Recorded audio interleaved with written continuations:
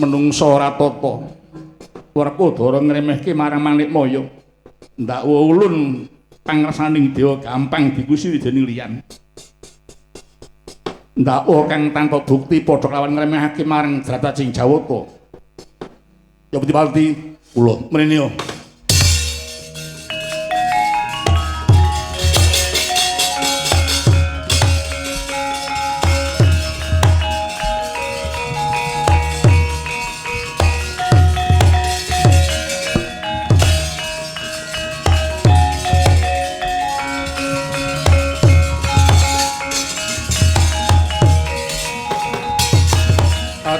Padha warantena becik bisa menbo baris kang prayitna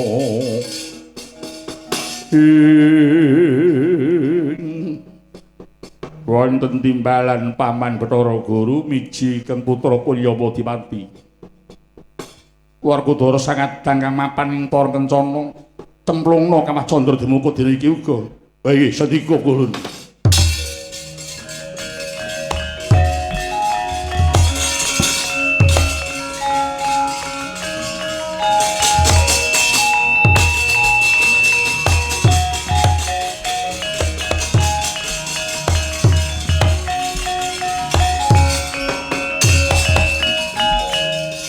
Daya ingkang yaka sira pikir baya denakris mring kahyuangan lira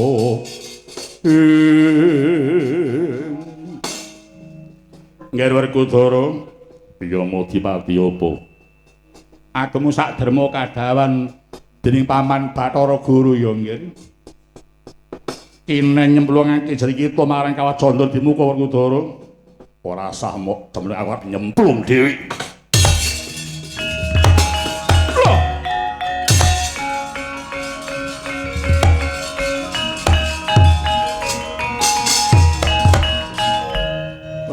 Aneh bocah iki.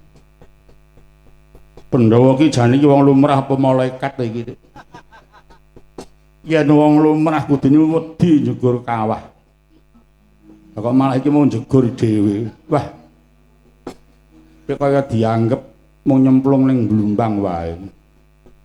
Arep nonton piye babar lakon mengku.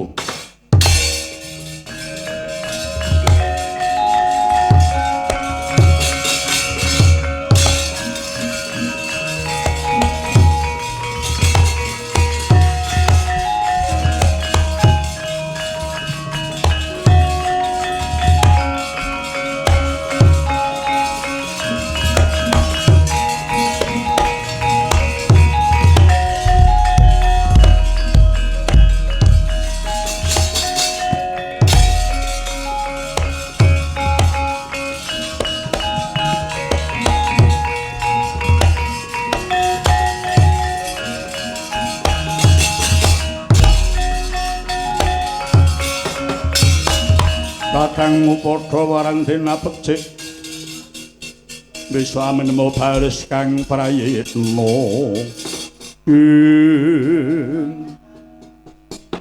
mbagagak uga kemel sak bulita lae ora nyono jebul semono Bathara Guru oleh mentala marang momonganku Pandhawa ing atase lupute wae durung karuan lah kok tega ngukum Pandhawa dicemplungi marang kawah ya dikira Semar ki bayi wingi sore dikira wuta mripatku mati perasaanku kok le ngenteng yang Semar Bathara Guru mengko Kawah Candra Dimuka nadyan kowe ki mung wujud lendut geni ora bisa tata janma ning kowe iki titen. Kowe titen. Bisa milahake endi sing bener endi sing luput. Yen luput mesti dadi mangsanmu. Ning yen bener moka kowe gelem mangsa. Saiki aku takon. Rungokno aku takon. Pandhawa kae wong bener apa wong luput? Yen luput aku lila kowe mangan Pandhawa nganti tapis. Nek yen Pandhawa kae tok anggap bener, apa titikane?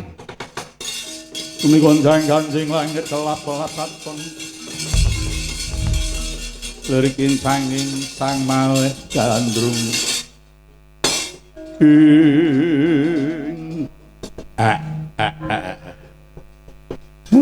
jebul cocok karo batinku menawa Pandhawa kuwi ora luput ketitik banyu lendut kawah kok terus malik dadi adem wis ora ketemutuk kaya meneh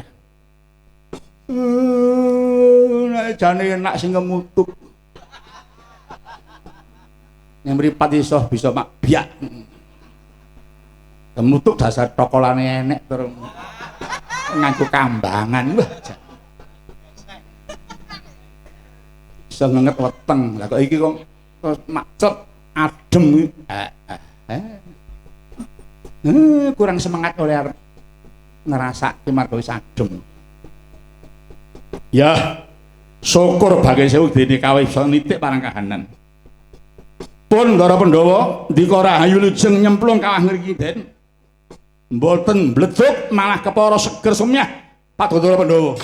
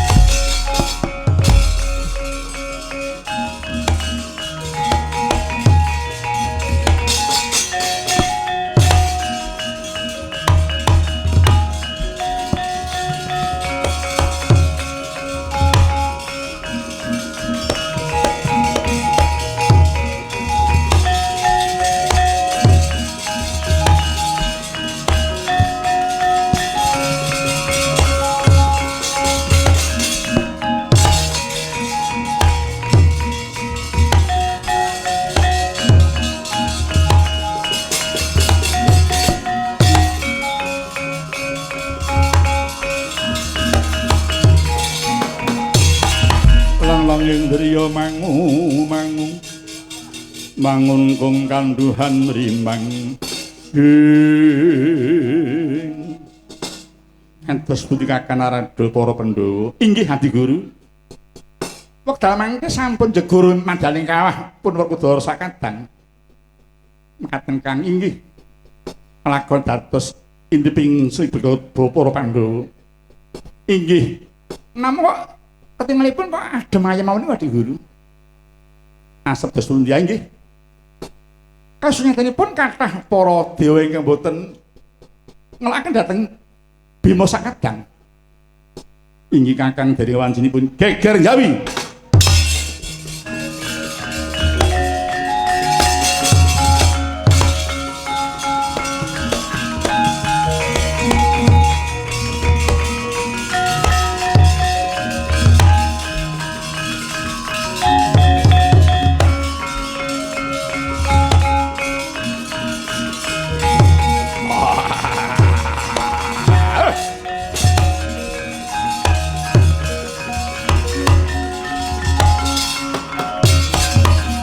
Pandhawa tata gati wisaya indriyaksa sora maruta pawana bana margana iki ana buta gegilani tweka jungkring salaka kita iku sapa ya Bathara Guru kowe wis kelangan kawasitan sabab kowe ngerti marang sapa ora susah dadak takon jeneng kulan asalku bagune aku teka kene arep njaluk panguwasa njungkring salaka iki peta apa kayuwangan disani karo dewa sing wis kelangan kawasitan para Jawa padha sira buta iki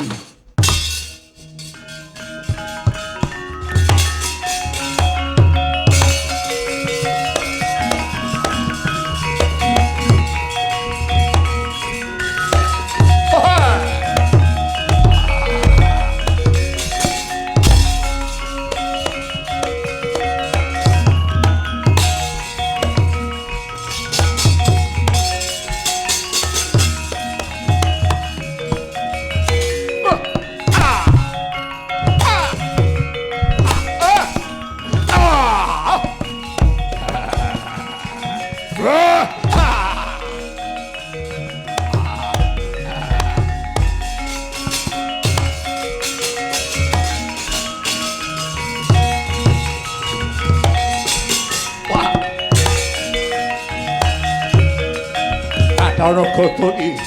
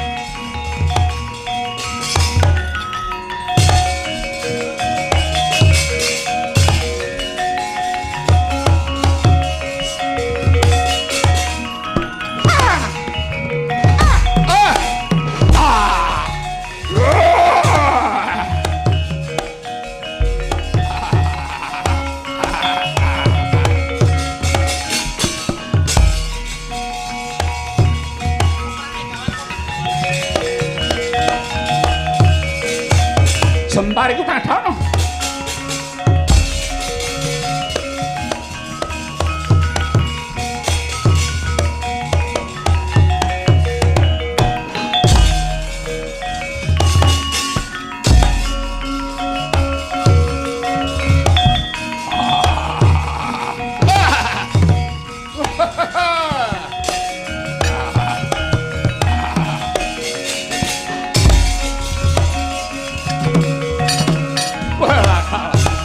Dahana pangabaring ku Padana.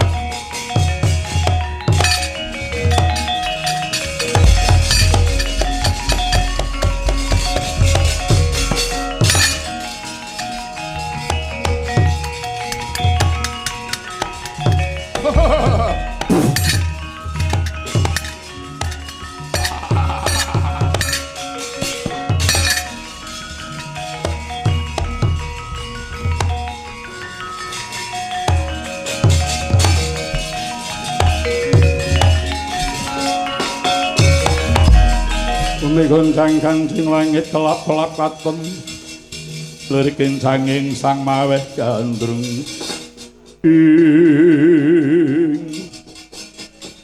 dudu karepe Dipara Jawata padha murak marik bubar marga kalah kelawan Brahala iki Cundemanik Padana.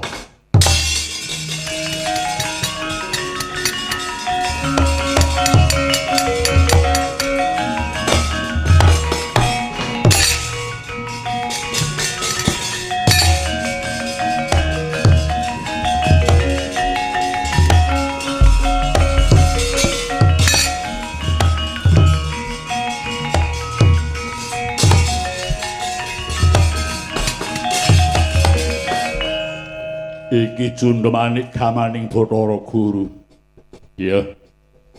Cundemanik kowe gaman kang titen. Iso mbedakake bener lawan luput. Yen dibentakku luput tumawa marang dadaku. Yen aku bener kowe marang aku bosok bidormu weh.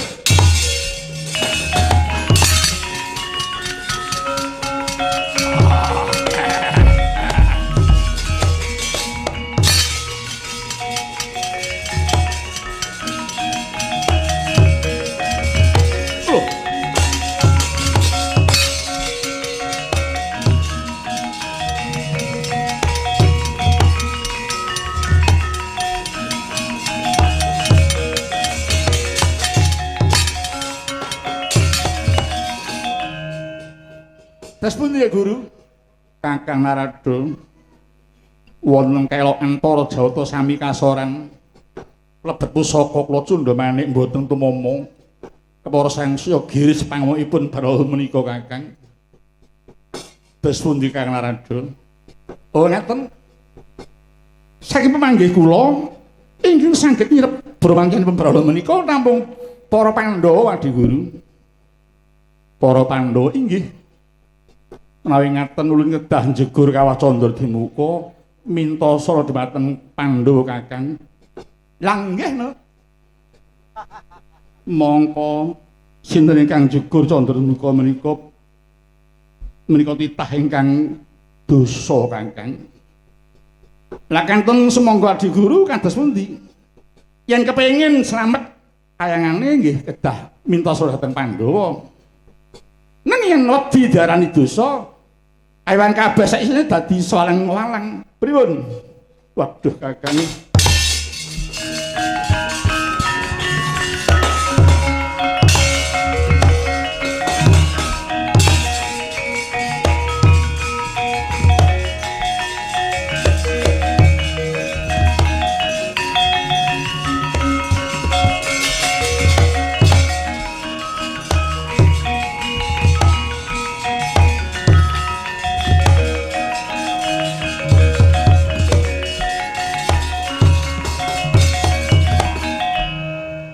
Candra Dimuka ora suwe bosmu ndang nyemplung rono.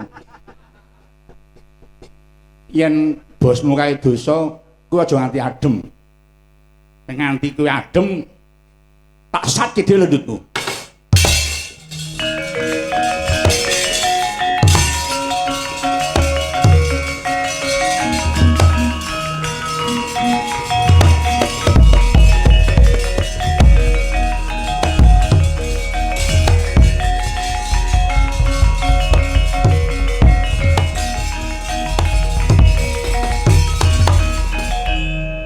Kakang Rada. Terus pundi Guru?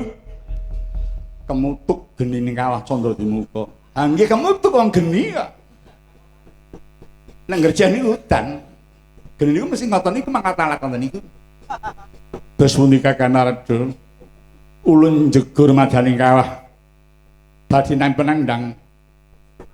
Ampun sangguru iki ya Di Guru. Nek wani aja wedi-wedi, nek wedi aja wani-wani.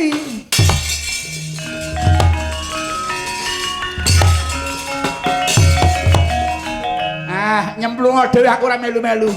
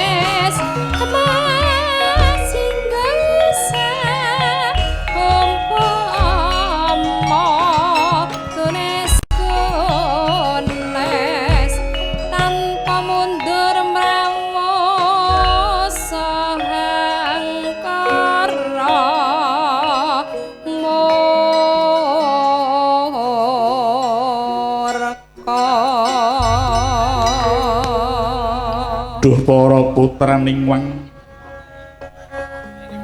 siraya hardeng driya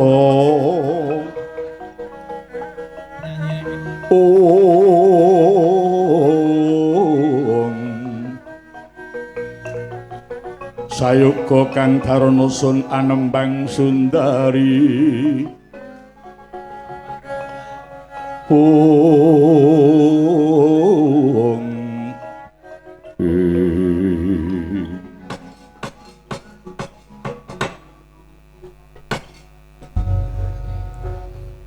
iki taos pandhakake para putraku Pandhawa ingkang padha suwan marang Kawah Candra Dimuka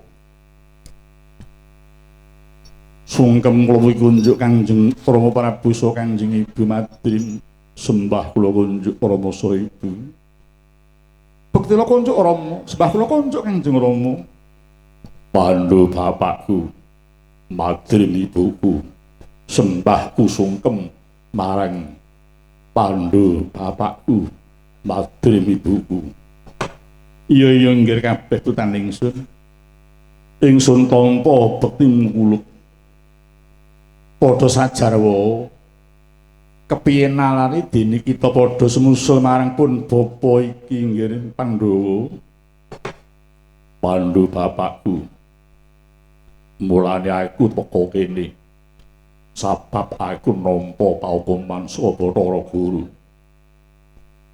nampa paukuman luputmu apa Werkudara aku diliputake jalaran wani gelar kawruh panunggal kawruh wong urip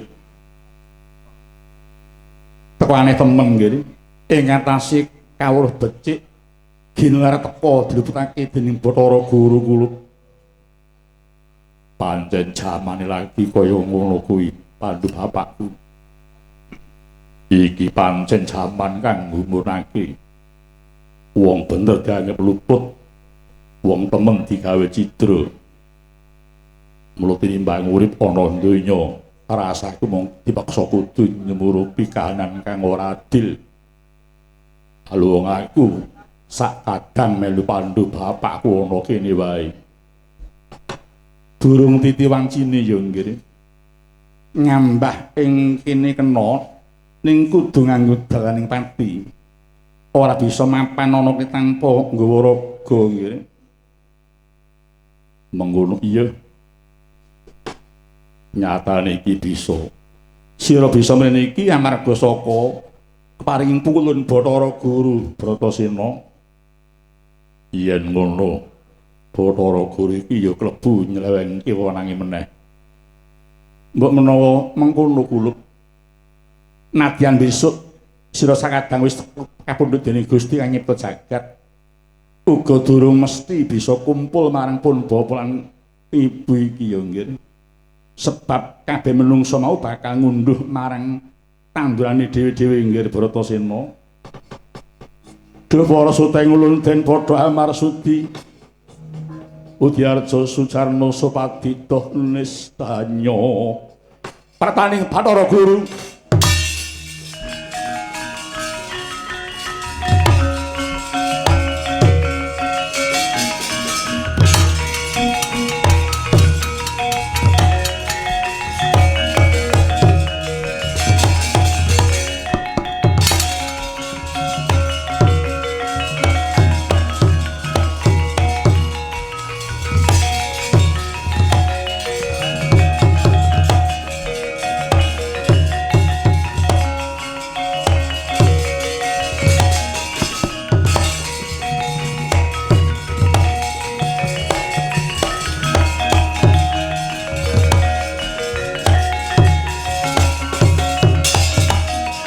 Pardoning daya pijar kaluluh lecarna wardayan kaya gumning wana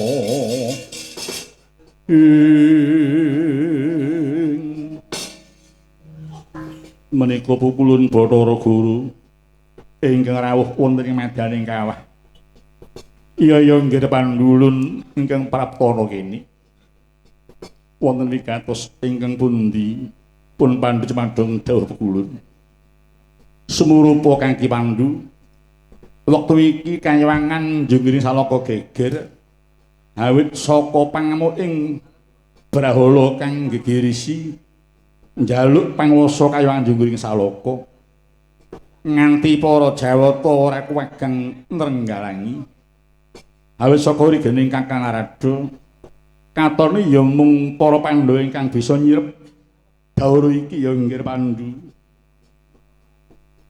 Mula kang mengkono ulun bakal mundhut marang Pandhawa. Saiki uga ulun tas saka ing kene lan ulun paringi pangapura kabeh klupetaning Pandhawa inggih Pandhu. Kepriye Werkudara? Aku wis kerasan ana kene. Kulo pun bapa mau paring dawuh durung titiwancine. Apa sira ora percaya marang dawing pun bapa nggih Bratasena? Tupi gonjang-ganjing langit kelap-kelapaton. Lirikin sanging sang maweh gandrung. Prataning Kyai Semar.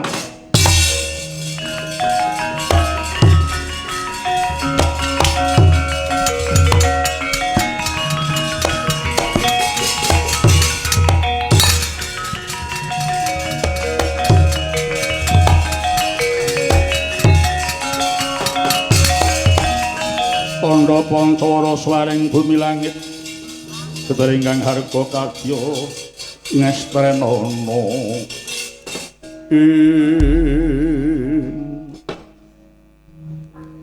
Bathara Guru iki Kakang Ismaya. Ya, aku pancen niat ngadepi kowe Manikmaya. Guru, yen nitik saka tembungmu sing unine kowe menehi pangapura marang Pandhawa kuwi mau mertelakake menawa gagari kayawangan mau jebul durung bisa ngelingke tumindakmu kang salah kuwi Manikmaya. Yen pancen kowe kuwi dewa isih duwe rasa pangrasa kudune sing kowe ngucap kaya ngono kuwi. Sing salah dudu Pandhawa, sing salah kuwi ya dapurmu dhewe iki Manikmaya. Kowe mbok aja banget-banget olehmu nyalah gunakake wewenangmu Dumeh kowe lagi nyekel panguwasa kok terus dienggo perwasa wong sing tanpa dosa Bathara Guru. Ing atase Werkudara kuwi ndandani jiwa kani medhar kawruh rasa jati ya kawruh panunggal ya sangkan paran. Lah kok malah tok anggap mbukak wadine dewa iki piye? Kuwi wadi sing endi Adi sing ndi? Ora dewa pengung ora kuwi. Barang becik dianggap wadi. Bareng demen karo Durga ora dianggap wadi piye. Buta wedok kok grumut pirang-pirang dina. Nganti rusak tumindakmu. Kowe lali aku iki dewa le. Le, Ru. Kowe iki adikku. Pira bara kowe matur nuwun karo Werkudara sebab ora ketang plungsu-plungsu dheweke wis meludu. Ngrewangi dewa ndandani jiwane menungso supaya tansah eling marang dalan sing bener. Bathara Guru, yen olehmu dadi pemimpin dewa, mongko cak-cakamu isih kaya ngono kuwi. Isih seneng nyalahgunake wewenang, aja njagake yen kayangamu kuwi bisa tentrem. Kowe dadi dewa kuwi aja sistem pamilih Ru. Nek ora grupmu ora tok ayomi kuwi aja. Kudune titah kabeh iki tok ayomi. Ben kabeh bisa ngrasake yen rumangsa duwe dewa sing tukang ngayomi. Ngerti? Yen kowe ora ndang ngrumangsani kluputanmu, aja jagake kowe bakal langgeng olehmu dadi dewa. Wong dewa kuwi dudu Gusti Allah. Dudu sing nyipta jagat. Mudeng. Cekae aku ora trima. Aku arep gugat karo dewa sing cak dhuwurmu. Aduh Kakang.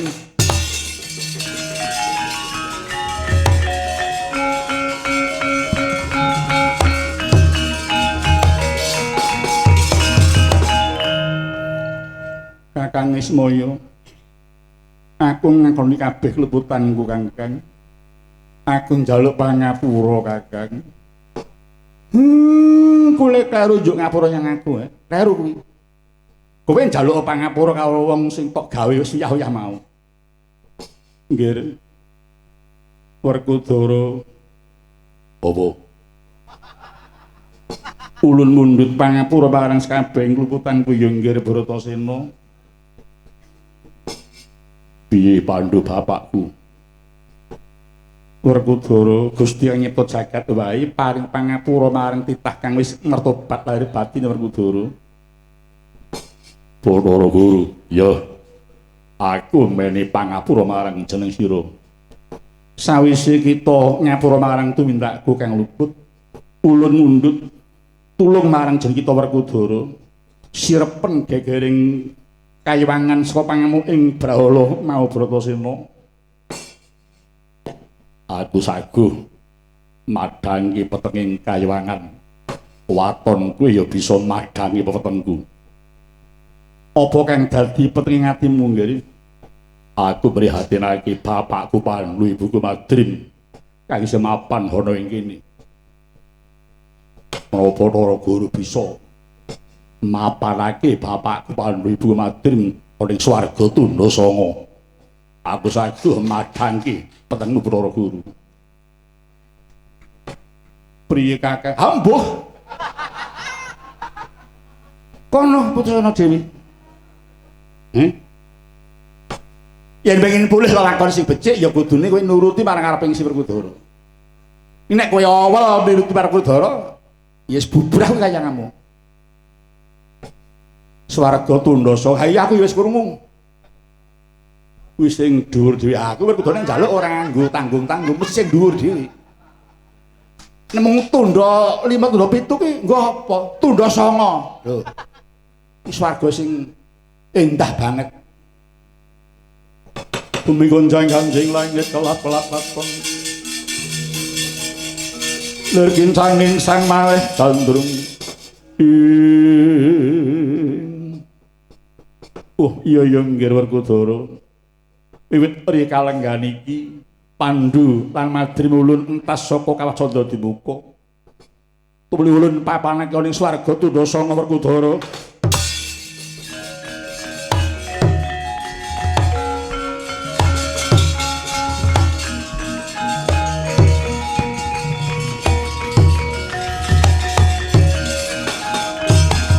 Lang-langing driya mangu-mangu mangun kung kanduhan rimang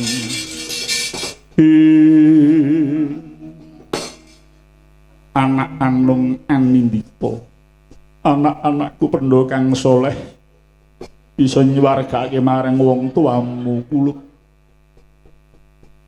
pun paring tarima kasih marang anakku Pandhawa kang bisa ngentas penandanging wong tuwa.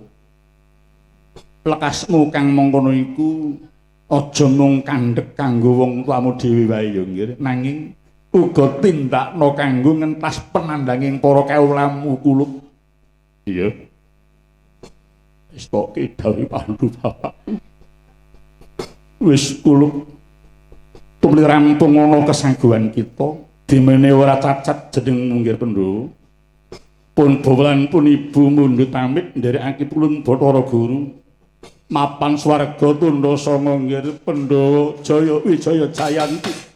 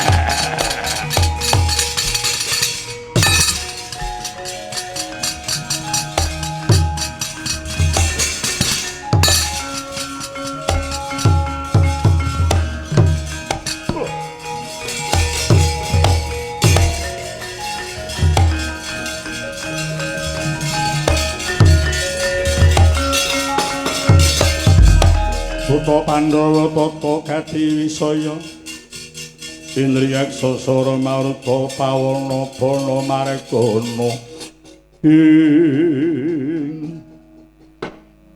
Sang Brahala aku wis nyumurupi sejatine sira iku sapa Urhanana iki para Pandhawa wis mentas saka ing kawah Candra-Dimuka kepala lusing panggonan Madrem wis dipapanake ing swarga Tundasanga awis saka moganing para Pandhawa mulane yen nganti sira ora enggal urut cat brahalamu kuwi mengko malah gawe bang rasmane para Pandhawa nggone wis sago nyilep marang pangamukmu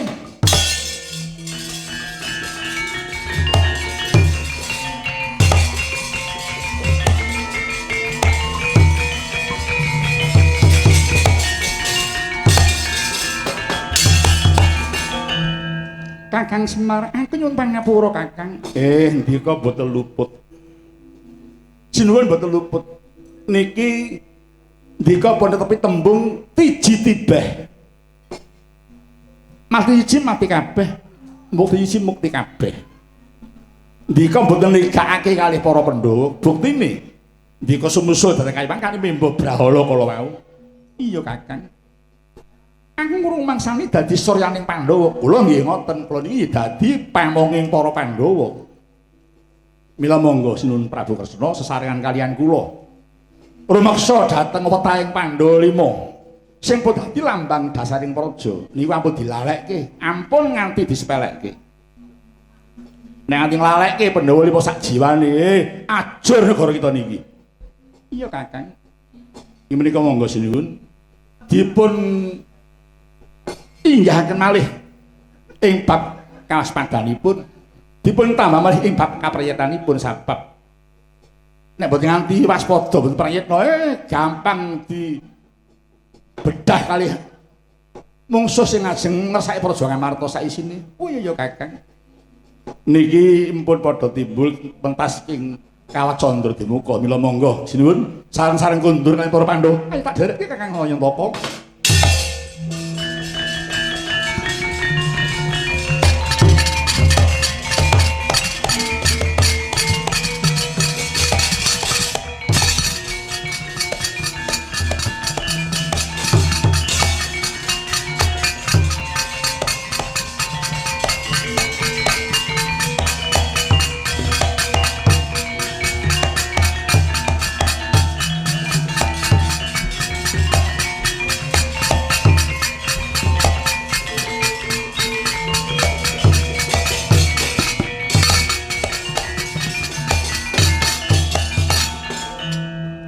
Werkudara Kakang Swaropa sampun titi purning gati anggen paduka nyuwargake dhateng Kang Rama saking ibu.